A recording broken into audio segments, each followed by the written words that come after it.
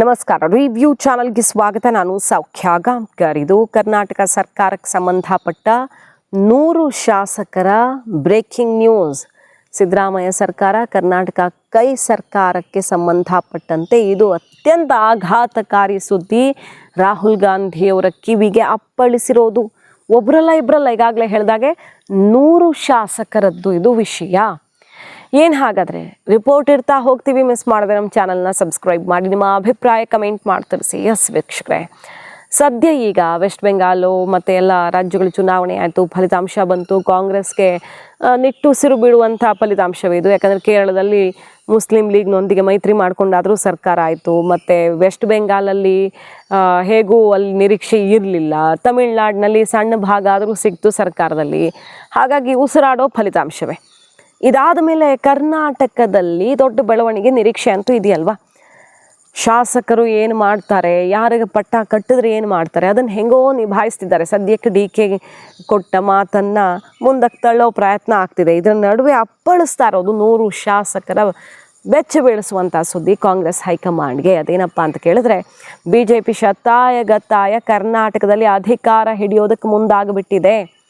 ಒಂದು, ಈಗ ಸರ್ಕಾರದಲ್ಲಿ ಏನಾದರೂ ಒಂದು ಚೂರು ಹೆಚ್ಚು ಕಡಿಮೆ ಆದರೂ ಏನು ಬೇಕಾದರೂ ಆಗಬಹುದು 28ಕ್ಕೂ ಮುನ್ನವೇ. ಇನ್ನೊಂದು 28ರ ಚುನಾವಣೆಗೆ ಭರ್ಜರಿ ಸ್ಕೆಚ್ ರೆಡಿ ಆಗಿದೆ. ಅದು ಕಾಂಗ್ರೆಸ್ನ ಹಾಲಿ 100 ಶಾಸಕರಿಗೆ. ಏನದು ಸ್ಕೆಚ್ಚು? SIR ಶುರು ಆಗ್ತಿದೆಯಲ್ವಾ. ಅಕ್ಟೋಬರಲ್ಲಿ ಕರ್ನಾಟಕದ ಫೈನಲ್ ಪಟ್ಟಿ ರೆಡಿ ಆಗುತ್ತೆ. ಈಗ ಪ್ರಕ್ರಿಯೆ 3ನೇ ಹಂತದ SIR ಪ್ರಕ್ರಿಯೆ ಶುರು ಆಗ್ತಿದೆ. ಮ್ಯಾಪಿಂಗ್ ಲೆಕ್ಕಾಚಾರದ ಪ್ರಕಾರ ಒಂದು ಅಂದಾಜು 86 ಲಕ್ಷದ ತನಕನೂ ಕರ್ನಾಟಕದಲ್ಲಿ ವೋಟರ್ಸ್ ಡಿಲೀಟ್ ಆಗಬಹುದು ಅಂತ ಲೆಕ್ಕನ ಕಾಂಗ್ರೆಸ್ಸೇ ಹೇಳ್ಕೊಳ್ತಿದೆ. ಮುಗಿಬಿದ್ದಿದೆ ಈಗ ಕೇಂದ್ರ ಸರ್ಕಾರ. ಎಲೆಕ್ಷನ್ ಕಮಿಷನ್ ವಿರುದ್ಧ ಹೆಂಗೆ ವೆಸ್ಟ್ ಬೆಂಗಾಲ್ ಸರ್ಕಾರ, ಅವತ್ತಿನ ಸರ್ಕಾರ TMC ಮಮತಾ ಬ್ಯಾನರ್ಜಿ ಹೋರಾಟ ಮಾಡಿದ್ರು, ಅದೇ ರೀತಿ ಈಗ ಸಿದ್ದರಾಮಯ್ಯ ಟೀಮ್ ಕಾಂಗ್ರೆಸ್ SIR ವಿರುದ್ಧ ಮುಗಿಬಿದ್ದಿದೆ ಅಲ್ವಾ. ಈಗ ಸಿಗ್ತಿರೋ ರಿಪೋರ್ಟ್ ಪ್ರಕಾರ ನೋಡಿ, BJPಗೆ ಬೇಕಾದಂಗೆ SIR ನಡೆದ್ರೆ ಅಂತ ಅವ್ರು ಹೇಳ್ತಿರೋದು. ಕಾಂಗ್ರೆಸ್ ಹೈಕಮಾಂಡ್ಗೆ ಸಿಕ್ಕಿರೋ ರಿಪೋರ್ಟ್. ವೆಸ್ಟ್ ಬೆಂಗಾಲಲ್ಲಿ ನಡೆದಂಗೆ, ಬೇರೆ ಬೇರೆ ಕಡೆ ನಡೆದಂಗೆ ಇಲ್ಲಿ SIR BJPಗೆ ತನಗೆ ಬೇಕಾದಂಗೆ ಮಾಡಿಕೊಂಡ್ರೆ, ಅಂದರೆ ಈಗ ತಮಿಳ್ನಾಡಿನಲ್ಲೂ ಆಗಿದೆ SIR. ಬಟ್ ತಮಿಳ್ನಾಡಿನಲ್ಲೇನು BJP ಗೆದ್ದಿಲ್ಲ. UPಯಲ್ಲೂ ಸಿಕ್ಕಾಪಟ್ಟೆ ಡಿಲೀಟ್ ಆಗಿದ್ದಾರೆ, ಅಲ್ಲಿ BJPದೇ ಸರ್ಕಾರ ಇರೋದು. ಆದರೆ ಈಗ ಬೇರೆ ಪಕ್ಷಗಳ ಆಡಳಿತ ಇರೋ ಕಡೆ ಮಾತ್ರ ಇಂಥ ಆರೋಪ ಅಲ್ವಾ ಕೇಳಿಬರೋದು. ಬಿಹಾರದಲ್ಲಿ ಕೇಳಿಬಂತು. ಬಟ್ ಒಬ್ಬರು 60-70 ಲಕ್ಷ ಡಿಲೀಟ್ ಆದರೂ 60 ಜನನೂ ಪ್ರೊಟೆಸ್ಟ್ ಮಾಡಲಿಲ್ಲ, ಕಂಪ್ಲೇಂಟ್ ಕೊಡಲಿಲ್ಲ. ವೆಸ್ಟ್ ಬೆಂಗಾಲಲ್ಲಿ ಮಾತ್ರ ದೊಡ್ಡ ಹಂಗಾಮ ಸೃಷ್ಟಿಯಾಯಿತು ಬಿಡಿ. ಈಗ ಕರ್ನಾಟಕದಲ್ಲಿ ಶುರು ಆಗ್ತಿದೆ ಅದು.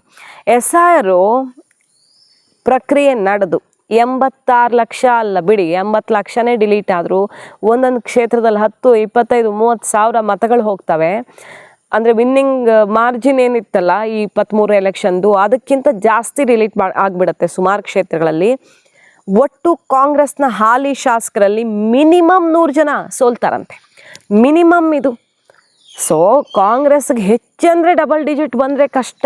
ಅಂಥ ಪರಿಸ್ಥಿತಿ. 35-40 ಸೀಟ್ ಗೆಲ್ಲೋದು ಕಷ್ಟ ಕಾಂಗ್ರೆಸ್ಸು.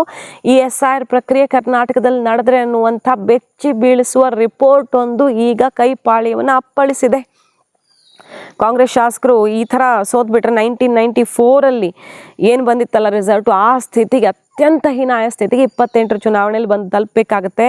40 ಸೀಟ್ ಗಡಿ ತಲುಪೋದು ಕನಸಿನ ಮಾತಾಗತ್ತೆ ಅನ್ನೋದು ಕಾಂಗ್ರೆಸ್ಗೆ ಈಗ ಬರ ಸಿಡಿಲಿನಂತೆ ಅಪ್ಪಳಿಸಿದೆ. ಅದರಲ್ಲೂ ಈಗ CM ಸ್ಥಾನ ಸಿಗದೆ ಮುಂದಿನ ಚುನಾವಣೆಯಲ್ಲಾದರೂ CM ಆಗೋಣ ಅಂತ ಕನಸು ಕಾಣ್ತಿದ್ರೆ ಯಾರಾದರೂ, ಅವ್ರಿಗಂತೂ ಇದು ಬೆಚ್ಚು ಬೀಳಿಸೋ ಸುದ್ದಿನೇ ಬಿಡಿ, ಬೇರೆ ಏನೂ ಅಲ್ಲ.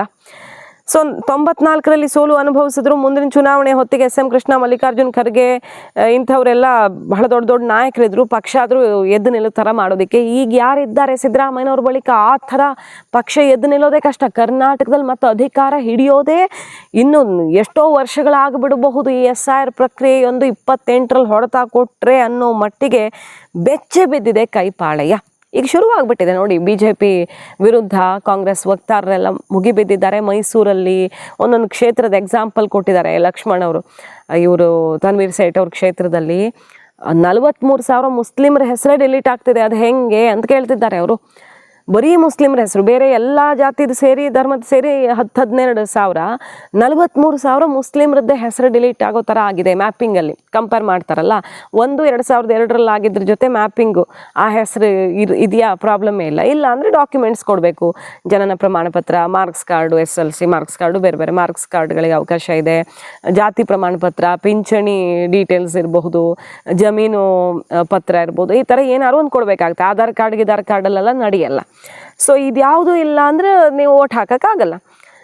ಆಮೇಲೆ ಕಾನೂನು ಹೋರಾಟ ಅಥವಾ ಇನ್ನೇನೇನೋ ಟ್ರಿಬ್ಯುನಲ್ ಎಲ್ಲ ಆಯ್ತಲ್ಲ ವೆಸ್ಟ್ ಬೆಂಗಾಲಲ್ಲಿ, ಆ ಥರ ಏನೇನೋ ಆಪ್ಷನ್ಸ್ ಇರುತ್ತೆ. ಎಲೆಕ್ಷನ್ ಕಮಿಷನ್ ಮತ್ತು ಅವಕಾಶ ಕೊಟ್ಟಿರುತ್ತೆ ಡಿಸ್ಪ್ಲೇ ಮಾಡಿ ಪಟ್ಟಿ ಬಿಟ್ಟ ಮೇಲೆ. ಬಟ್ ಅದೆಲ್ಲ ಆಗೋ ತನಕ ಎಲೆಕ್ಷನ್ನೇ ಆಗೋಗಿರುತ್ತೆ. ಸೊ ಈಗ ಅದೇ ಭಯ ಕಾಂಗ್ರೆಸ್ಸನ್ನು ಕಾಡ್ತಿರೋದು. ಏನು ಕಥೆ, ಈಗ SIR ಪ್ರಕ್ರಿಯೆ ಶುರುವಾಗ್ತಿದೆ. ವೆಸ್ಟ್ ಬೆಂಗಾಲಲ್ಲಿ ಕನಿಷ್ಠ 30-32 ಕ್ಷೇತ್ರಗಳಲ್ಲಿ ನಾವು ಸೋತಿದ್ದೇ SIR ಇಂದ ಅಂತ ಸುಪ್ರೀಂ ಕೋರ್ಟ್ಗೆ ಹೋಗಿದ್ದಾರೆ ಮಮತಾ ಬ್ಯಾನರ್ಜಿ. ಯಾಕಂದರೆ ನಾವು ಸೋತಂತಹ ಪ್ರಮಾಣ ಈಗ 8-10 ಸಾವಿರದಿಂದ ಸೋತಿರ್ತಾರೆ ಕೆಲವು ಕಡೆ, ಅದಕ್ಕಿಂತ ಹೆಚ್ಚು SIR ಅಲ್ಲಿ ಡಿಲೀಟ್ ಆಗಿದೆ. ಅದರಲ್ಲೂ ನಮ್ಮ ವೋಟ್ ಬ್ಯಾಂಕ್ ಡಿಲೀಟ್ ಆಗಿದೆ. ಮಹಿಳೆಯರು, ಮುಸ್ಲಿಮರನ್ನೇ ಟಾರ್ಗೆಟ್ ಮಾಡಿ ಡಿಲೀಟ್ ಮಾಡಿದ್ದಾರೆ. ಈ ರೀತಿ ಆರೋಪ ಅವರು ಮಾಡ್ತಿರೋದು. ಮುಸಲ್ಮಾನರನ್ನೇ ಯಾಕೆ ಹುಡುಕಿ ಡಿಲೀಟ್ ಮಾಡ್ತಿದ್ದಾರೆ ಅಂತಲೇ ಸುಪ್ರೀಂ ಕೋರ್ಟ್ಗೆಲ್ಲ ಹೋಗಿದ್ದಾರೆ. 31 ಸೀಟು ಸಂಚಿನಿಂದ ಗೆದ್ದುಕೊಂಡಿದೆ BJP. ಇಲ್ಲಿ ಅಕ್ರಮ ಮಾಡಿದೆ SIR ಇಂದ, ಬೇರೆದೆಲ್ಲ EVM ಅಕ್ರಮ ಆಗಿದೆ ಅನ್ನೋ ಥರದಲ್ಲಿ ಅವ್ರು ಹೋರಾಟ ಮಾಡ್ತಿದ್ದಾರೆ. ಈ ಕರ್ನಾಟಕದಲ್ಲೂ ಹಿಂಗೆ ಮಾಡಿಬಿಟ್ರೆ 100ಕ್ಕೂ ಅಧಿಕ ಕಾಂಗ್ರೆಸ್ ಶಾಸಕರ ಸೋಲು ಕಟ್ಟಿಟ್ಟ ಬುತ್ತಿ ಅನ್ನುವ ರಿಪೋರ್ಟು ಸಿಕ್ಕಿದೆಯಂತೆ. 2033 ಅಷ್ಟೊತ್ತಿಗೆ ಕಾಂಗ್ರೆಸ್ ಅನ್ನೋದನ್ನು ಕರ್ನಾಟಕದಲ್ಲಿ ಮುನ್ನಡೆಸೋದಕ್ಕೆ ಸಾಧ್ಯವಿಲ್ಲ, ಅಂತಹ ಪರಿಸ್ಥಿತಿ ಬಂದು ತಲುಪಬಹುದು ಅನ್ನೋ ರಿಪೋರ್ಟು ಈಗ ಹೈಕಮಾಂಡನ್ನು ಅಪ್ಪಳಿಸಿರೋದು ಕರ್ನಾಟಕಕ್ಕೆ ಸಂಬಂಧಪಟ್ಟಂತೆ.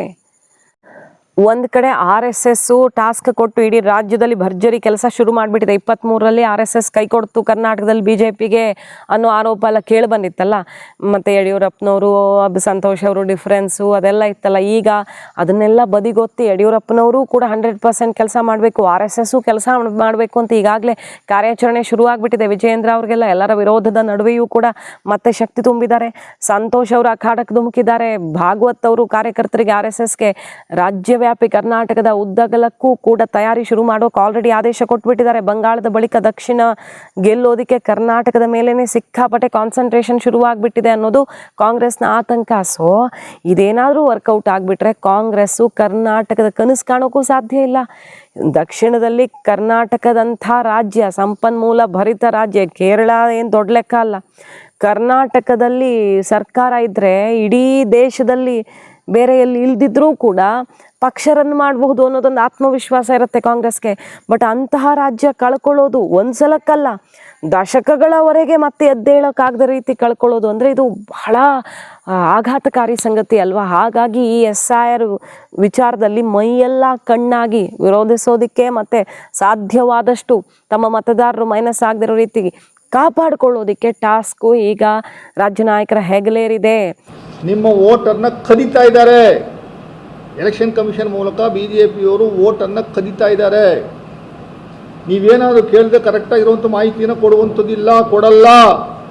3,48,544 ಮತದಾರರನ್ನ ಕಿತ್ತಾಕಿದ್ದಾರೆ ಮೈಸೂರಲ್ಲಿ 11 ಅಸೆಂಬ್ಲಿ ಕಾನ್ಸ್ಟಿಟ್ಯೂನ್ಸಿನಲ್ಲಿ. ನಾನೀಗ ಹೇಳ್ತಿದ್ದೆ, ಕಿತ್ತಾಕಿದ್ರೆ ನೆಕ್ಸ್ಟ್ ಏನು ಮಾಡಬೇಕು ಅನ್ನೋದು ಸೇರಿಸುವಂಥದ್ದಕ್ಕೆ ಅವಕಾಶ ಇದೆ ಅಂತ ಎಲೆಕ್ಷನ್ ಕಮಿಷನ್ ಅವನು ಹೇಳ್ತಾನೆ. ಯಾವ ಥರ ಅವಕಾಶ ಅಂತಂದರೆ ಅವನು ಕೇಳುವಂಥ ದಾಖಲೆಗಳ ಪ್ರಕಾರ ನಾನು ಹೇಳ್ತಾ ಇರುವಂಥದ್ದೆಲ್ಲ ಮಾನದಂಡ ಕೊಟ್ಟಿರುವಂಥದ್ದು ಅವರೇನು ಅದನ್ನೇ. ನಮ್ಮ ಅಪ್ಪನ ವೋಟರ್ಸ್ ID ಕಾರ್ಡ್ ತಗೊಂಬ ನಿಂತಾನೆ. ನಮ್ಮ ಅಪ್ಪ ವೋಟ್ ಹಾಕುವ ವೋಟರ್ಸ್ ID ಕಾರ್ಡ್ ಇರಲಿಲ್ಲ, ಮುಖ ನೋಡಿ ವೋಟ್ ಹಾಕ್ಸೋಂಥ ಕೆಲಸವನ್ನು ಮಾಡ್ತಿದ್ರು. ನಮ್ಮ ಅಪ್ಪ 86ರಲ್ಲೇ ಸತ್ತೋಗ್ಬಿಟ್ರು, 82ರಲ್ಲೇ ಸತ್ತೋಗ್ಬಿಟ್ರು. ಅದು ಹಿಂದೆ ವೋಟ್ ಹಾಕಿದ್ದು ಎಲ್ಲಿ ಅಂತ ನಾನು ಹುಡುಕಿಕೊಂಡು ಹೋಗ್ಬೇಕು. ಪಟ್ಟಿಯಲ್ಲಿ ಸಿಕ್ಕ್ಯಾತು, ಯಾರ ಹತ್ರ ಸಿಗುತ್ತೆ ಎಲೆಕ್ಷನ್ ಕಮಿಷನ್ ಅಂತ ಕೇಳಿದ್ರೆ ಕೊಡ್ತಾರಾ? ಇಲ್ಲ. ಆಯಿತು, ನಿಮ್ಮ ಅಪ್ಪನ ವೋಟರ್ಸ್ ID ಇಲ್ವಾ ಸ್ವಾಮಿ? ಇಲ್ಲ. ನೆಕ್ಸ್ಟ್ ಏನು ತರಬೇಕು? ನಿಮ್ಮ ಅಪ್ಪನೂ ನೀನು ನಿಮ್ಮ ಅಪ್ಪನ ಮಗ ಅನ್ನುವಂಥದ್ದು ಏನೋ ಪ್ರೂಫ್ ಕೊಡಿ ಅಂತಾನೆ. ಆಯಿತು, ಅದು ಇಲ್ವಾ? ನನ್ನ ಬರ್ತ್ ಸರ್ಟಿಫಿಕೇಟ್ ಕೊಡ್ಬೇಕಂತೆ. ನಾನು ಹುಟ್ಟಿದ ಹಳ್ಳಿನಲ್ಲಿ, ಬರ್ತ್ ಡೇಟೇ ನನಗೆ ಗೊತ್ತಿಲ್ಲ. ಹಳ್ಳಿನಲ್ಲಿ ನಮ್ಮ ತಂದೆ ತಾಯಿ ಇಲ್ಲಿಟ್ರೇಟು, ಯಾವ ಡೇಟಲ್ಲಿ ಹುಟ್ಟಿದ್ನ ಗೊತ್ತಿಲ್ಲ. ಸ್ಕೂಲಲ್ಲಿ ಮೇಷ್ಟ್ರು ಹೋದಾಗ ಸೇರಿಸುವಾಗ ಕೈ ಹಿಂಗೆ ಅನಿಸ್ಬಿಟ್ಟು 5 ವರ್ಷ ಅಂತ ತುಂಬಿದ ಮೇಲೆ ಒಂದು ಡೇಟ್ ಹಾಕ್ಕೊಂಡು ಬರ್ಕೊಂಡಿರೋದು 15/6 ಅಂತ. ಆ ಡೇಟ್ ಬರ್ತ್ ಸರ್ಟಿಫಿಕೇಟ್ ಕೊಡು ಅಂತ ಎಲ್ಲಿ ತಗೊಂಡ್ಬಿಟ್ಟು ಸರ್ಟಿಫಿಕೇಟ್ನ ಕೊಡೋಕ್ಕಾಗಲಿಲ್ಲ ಅಂದ್ರೆ ಅಷ್ಟೇ. You are being kept pending. Okay. ಇನ್ನೊಂದು ಬಹಳ ಹಾಸ್ಯಾಸ್ಪದ ಅಂತೀರಾ ಇಲ್ಲ ಭಾಳ ಕನ್ನಿಂಗಲ್ಲಿ ಯಾವ ಥರ ತಯಾರಿ ಮಾಡಿದ್ದಾರೆ SIR ಅನ್ನುವಂಥದ್ದಕ್ಕೆ ಉದಾಹರಣೆನ ಕೊಡ್ತಾ ಇದ್ದೀನಿ. ಇದು ದುರಂತದ ಸಂಗತಿ. ಅತಿ ಕಮ್ಮಿ ವೋಟರ್ಸ್ನ ಕಿತ್ತಾಕಿರುವ ಕಾನ್ಸ್ಟಿಟ್ಯೂನ್ಸಿ ಪಿರಿಯಾಪಟ್ಟಣ ಅಷ್ಟೇ, 7,751. ನಮ್ಮ ವಿಜಯ್ ಕುಮಾರ್ ಅವರು ಆ ಕಾನ್ಸ್ಟಿಟ್ಯೂನ್ಸಿಗೆ ಸೇರಿದ್ರು. ಗೊತ್ತಿಲ್ಲ, ಅದು ನಾವು ಅವರನ್ನೇ ಕೇಳುವಂಥ ಕೆಲಸವನ್ನು ಮಾಡಬೇಕಾಗುತ್ತೆ. ಸೊ ಒಟ್ಟು ರಾಜ್ಯದಲ್ಲಿ 86 ಲಕ್ಷ ಮತದಾರರನ್ನು ತೆಗೆದವ್ರೆ. 85% ವೋಟಿಂಗ್ ಆಗಿದೆ, 15% total voters are kept pending. 86 lakh ವೋಟರ್ಸ್ನ ನೀವು ತೆಗೆದ್ರೆ ನಾವು ಚುನಾವಣೆ ಮಾಡೋಕ್ಕಾಗುತ್ತಾ? ನಾನು ನನ್ನ ಕ್ಯೂರಿಯಾಸಿಟಿಗೆ ಸತೀಶ್ ಅವರೇ, ನಾನು ಒಂದಷ್ಟು ಅಸೆಸ್ ಮಾಡಿದ್ದೀನಿ, ಮಾಹಿತಿ ತಗೊಂಡಿದ್ದೀನಿ. ಉದಾಹರಣೆಗೆ ನಾನು ರಿಸರ್ಚ್ ಮಾಡಿದ್ದೀನಿ. ಯಾವುದು ನರಸಿಂಹರಾಜ ಕಾನ್ಸ್ಟಿಟ್ಯೂನ್ಸಿ 59,749, 60,000 ವೋಟರ್ಸ್ನ ಕಿತ್ತಾಕಲ್ಲ. ಅದರಲ್ಲಿ ಯಾವ ರಿಲಿಜಿಯನ್ಸು ಎಷ್ಟೆಷ್ಟು ಅನ್ನುವಂಥದ್ದು ನಾನು ಸುಮ್ಮನೆ ಒಂದಷ್ಟು ಮಾಹಿತಿಯನ್ನು ತಗೊಂಡಿದ್ದೀನಿ. ರಫ್ ಆಗಿ ನಾನು ಒಂದು ಕ್ಯಾಲ್ಕುಲೇಟ್ ಮಾಡಿದ್ದೀನಿ. ಸುಮಾರು 43,000 ಮುಸ್ಲಿಮ್ಸ್ ಮತದಾರರನ್ನು ತೆಗೆದವರು. 60,000 ಪೈಕಿ 43,000 ಮುಸ್ಲಿಂ ಮತದಾರರನ್ನು ತೆಗೆದಿದ್ದಾರೆ NR ಕಾನ್ಸ್ಟಿಟ್ಯೂನ್ಸಿನಲ್ಲಿ. 43 ಮಿಕ್ಕಿದ್ದು ಹಿಂದೂಗಳು, ಇನ್ನೊಂದಷ್ಟು ಕ್ರಿಶ್ಚಿಯನ್ಸು. 40 ಕಾನ್ಸ್ಟಿಟ್ಯೂನ್ಸಿನೇ ಎಗರೋದು ಅಂತ ಒಟ್ಟು ಸರ್ಕಟ್ರೆ 86 ಲಕ್ಷ ಅಂದ್ರೆ ಒಟ್ಟು ಪ್ರಕಾರ 40 ಕಾನ್ಸ್ಟಿಟ್ಯೂನ್ಸಿ ಮೈನಸ್ಸು, 40 ಕಾನ್ಸ್ಟಿಟ್ಯೂನ್ಸಿನೇ ಮೈನಸ್ ಮೈನಸ್ ಒಂದೊಂದು ಕಾನ್ಸ್ಟಿಟ್ಯೂನ್ಸಿಯಲ್ಲಿ 57,000 ತೆಗಿತಾ ಸಾಕು, 20,000, 30,000, 40,000 ತೆಗೆದು ಸಾಕು. ಅಲ್ಲ, ನಾನು ಉದಾಹರಣೆ 2 ಲಕ್ಷ ಅಂತ ಅಲ್ಲ, ಒಟ್ಟು ಕೇಳಿದೆ, ಒಟ್ಟು ಹೇಳ್ತಾರೆ. ಕರ್ನಾಟಕ ನಾನು ಹೇಳ್ತಾ ಇರುವಂಥದ್ದು ಸತೀಶ್ ಅವರೇ, ಒಂದು ಸಮುದಾಯ ಉದಾಹರಣೆಗೆ 43,000 ಮುಸ್ಲಿಂ ಮತದಾರನ NR ಕಾನ್ಸ್ಟಿಟ್ಯೂನ್ಸಿ ತೆಗೆದ್ರೆ ಏನಿದೆ, ತನ್ವೀರ್ ಸೇಠ್ ಅವ್ರು ನೆಕ್ಸ್ಟ್ ಎಲೆಕ್ಷನ್ ಹೆಂಗೆ ನಿಂತ್ಕೋತಾರೆ ಅವರು? ಉದ್ದೇಶ ಏನು? ಮುಸ್ಲಿಂ ಮತದಾರನ ತೆಗೆಯುವಂಥದ್ದಕ್ಕೆ ಎಲ್ಲ ಅವಕಾಶಗಳು ಜಾಸ್ತಿ ಇದಾವೆ ಅವ್ರ ಹತ್ರ. ಯಾಕೆಂದರೆ ಮೊಹಮ್ಮದ್ ಇಸ್ಮಾಯಿಲ್ ಅಂತ ಇರ್ತದೆ ಅಲ್ಲಿ 2002ರಲ್ಲಿ. ಆಮೇಲೆ ಈಗ ನೋಡಿದ್ರೆ ಇಸ್ಮಾಯಿಲ್ ಮೊಹಮ್ಮದ್ ಅಂತ ಇರ್ತದೆ. ಇಸ್ಮಾಯಿಲ್ ಮೊಹಮ್ಮದ್ ಬೇರೆ, ಮೊಹಮ್ಮದ್ ಇಸ್ಮಾಯಿಲ್ ಬೇರೆ ಅಂತಾನೆ. ಇಲ್ಲ ಬರೀ ಮೊಹಮ್ಮದ್ ಅಂತ ಇರ್ತದೆ, ಇಲ್ಲ ಮೊಹಮ್ಮದ್ ಖಾನ್ ಅಂತ ಇರ್ತದೆ. ಅವ್ರ ಅಪ್ಪನ ಹೆಸರು ತಪ್ಪಿರುತ್ತೆ. ಯಾಕೆ ಎಲೆಕ್ಷನ್ ಬರ್ಕೊಳ್ಳೋನು ಯಾರು? ಇವರು ಎಲೆಕ್ಷನ್ ಆಫೀಸರ್ಸ್ ತಾನೆ. ನೀವು ಕೇಳ್ಬೋದು, ಎಲ್ಲ ನಿಮ್ಮ ಅಧಿಕಾರಿಗಳಿಗೂ ಮಾನದಂಡ ಕೊಟ್ಟವನೇ. ಅಕ್ರಮ ಶುರುವಾಗಿದೆ ಅನ್ನುವಂಥ ಸಮರ ಸಾರಿದ್ದಾರೆ ಕಾಂಗ್ರೆಸ್ನವರು. BJP ಮತ್ತು ಕೇಂದ್ರ ಸರ್ಕಾರ ಎಲೆಕ್ಷನ್ ಕಮಿಷನ್ನ ವಿರುದ್ಧ ಏನೇನು ಅನ್ಯಾಯ ಮಾಡ್ತಿದ್ದಾರೆ. ನಿಮ್ಗೆ ಜಾತಿ ಪ್ರಮಾಣ ಪತ್ರ ಕೇಳ್ತಾರೆ, ಬರ್ತ್ ಸರ್ಟಿಫಿಕೇಟ್ ಕೇಳ್ತಾರೆ, ನಮ್ಮ ಹತ್ರ ಇರಲ್ಲ. ಹಳ್ಳಿಯವರು ಆಗೇನು ಮಾಡ್ತೀರಾ, ಎಲ್ಲ ನಿಮ್ಮದು ಮ್ಯಾಪಿಂಗ್ ಆಗಿಲ್ಲ ಅಂದರೆ ನಿಮ್ಮ ಮಕ್ಕಳದು ಮ್ಯಾಪಿಂಗ್ ಆಗಲ್ಲ. ಟೋಟಲಿ ಇದೊಂದು ಸಂಚು ಅಂತ ಮುಗಿ ಬಿದ್ದಿದ್ದಾರೆ ಕೇಂದ್ರ ಚುನಾವಣಾ ಆಯೋಗದ ವಿರುದ್ಧ ರಾಜ್ಯ ಕಾಂಗ್ರೆಸ್ನವರು. ಸೊ ಕಾದ್ ನೋಡಬೇಕು. ಇಂಥದ್ದೊಂದು ರಿಪೋರ್ಟ್ ಈಗ ಬಂದು ಅಪ್ಪಳಿಸಿದ್ದು ರಾಜ್ಯ ರಾಜಕಾರಣದಲ್ಲಿ 28ರ ಬಳಿಕ ಕಲ್ಲೋಲ ಆಗುತ್ತೋ, ಅದಕ್ಕಿಂತ ಮುಂಚೆನೇ ಆಗುತ್ತೋ, ಕಾದ್ ನೋಡಬೇಕು. ಮಾಹಿತಿ ಇಷ್ಟ ಆಗಿದ್ರೆ ಮಿಸ್ ಮಾಡಿದ್ರೆ ನಮ್ಮ ಚಾನಲ್ನ ಸಬ್ಸ್ಕ್ರೈಬ್ ಮಾಡಿ, ನಿಮ್ಮ ಅಭಿಪ್ರಾಯ ಕಮೆಂಟ್ ಮಾಡಿ ತಿಳಿಸಿ. Thank you.